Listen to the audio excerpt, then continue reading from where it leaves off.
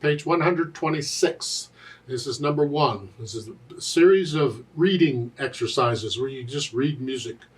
Remember, reading, whether you're reading a book or music or whatever, is a skill. And like any skill, the more you practice it, the better you get at it. So read stuff. Even easy stuff. Just read it. Get in the idea of seeing the notes and playing the notes and hearing the notes.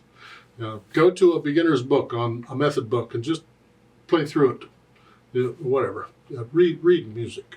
However, I still go through the process. Now, when I am going through my process, or not my process, but the process for learning a piece of music, and I'm going to sight read something or just read it for fun, I do all the steps at the same time. I can combine them all. Because it's easy to focus on them because there isn't a lot going on.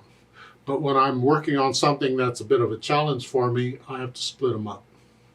And in these videos, I always split them up because I'm trying to get you into the habit of doing them once, know what the process is and the order I do things in, so you have a habit of it. And then, of course, you can change that as you see fit as time goes on. So even though these are fairly easy for me and I could sight read them, I'm going to go ahead and go through the process for learning a piece of music. And it's the same process whether I'm going to actually learn the music or if I'm just reading it. It's the same thing, except if I'm just going to read it, I do all the steps at the same time. I look it over, it's 2 lines long. Treble, bass, clef, no sharps or flats in the key signature, so it's either in C major or A minor. In this case, it's C's. Figure it's in C major. I'm going to do the scales on our pages for both, though. C major and A minor. And now that they've got you doing them, you probably ought to be doing them 2 octaves up and down, the intermediate level in my videos. 4/4 time signature, both hands are playing at the same time, so I'm going to take it one hand at a time. Right hand, you're here to start, and if you look at these first few measures, you're going to notice that's just a C major scale going down. So you'll learn to recognize these things. Oh, all these notes, well, that's just a C major scale. I have to play the G twice. Okay.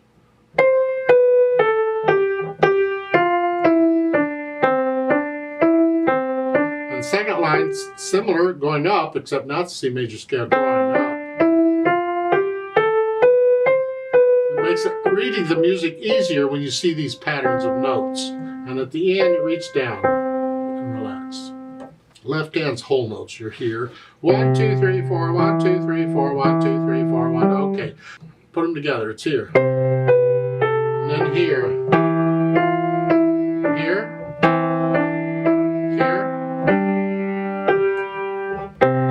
Put the hands together, and then I go back over it slowly and carefully, get rid of the hesitations. And here you ought to be able to play this without looking at the keyboard.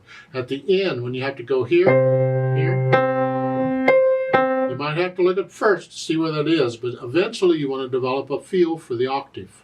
So you can just reach down the octave and play it eventually. So I get rid of the hesitations, and then I add the articulation. We have phrasing, each hand in the right hand. So at the end of the first line, lift up, like taking a breath. The left hand, I'm going to connect it. Actually, you have a choice because there's nothing marked. You could disconnect every note. You have to disconnect it if it's repeated. I could disconnect them, or I could connect them.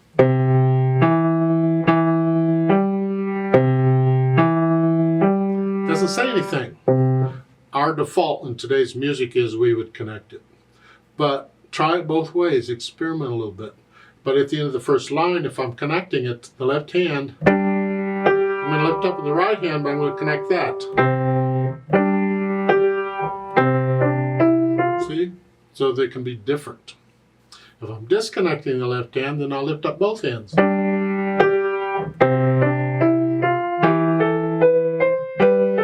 So here I'm keeping the right hand down and I'm lifting up the left hand. Different ways of doing it. It's good to be able to do either one. I suggest you try them both. Then the dynamics. MP is mezzo piano. So it applies to the melody, which is the right hand here. So sort of soft. Not soft, just sort of soft. The left hand is very soft.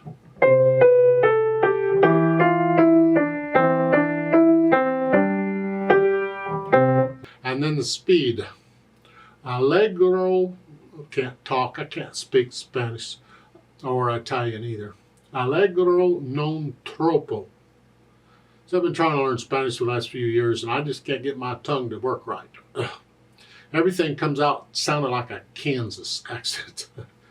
Allegro non troppo. Okay. Allegro is quick or happy. I say quick, fast.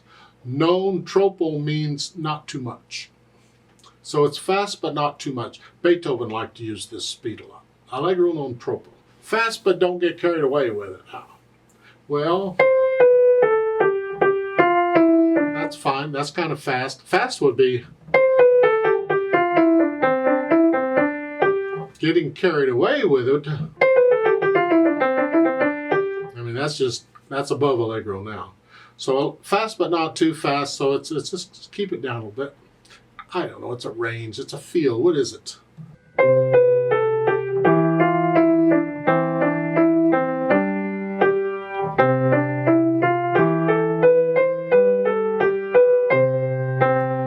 Don't copy me, please. You feel it. Remember the natural accents? 1, 2, 3, 4. See, when you have these kinds of runs, like in measures 5 and 6, where it's going up, it really helps to keep the run under control if you put in the natural accents. Depending on how fast you're going. It really helps to keep those runs even and controlled, rather than it's just a free-for-all. Yeah. Now there is a note under here to transpose this to D major. So fine, we just do it in D major, use the same fingers. So instead of here, C, we're in D. D has 2 sharps, a D, F sharp and C sharp. You just play that.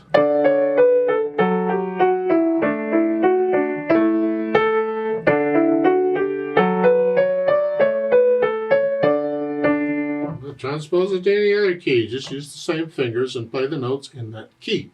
Whatever the black keys are in that key, those are the keys you play. Yeah, whatever.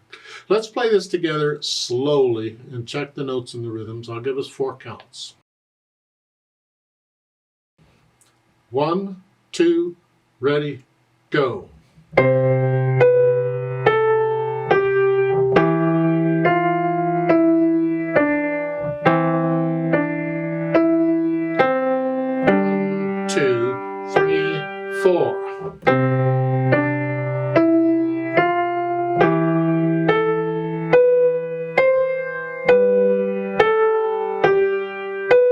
One, two, three, four.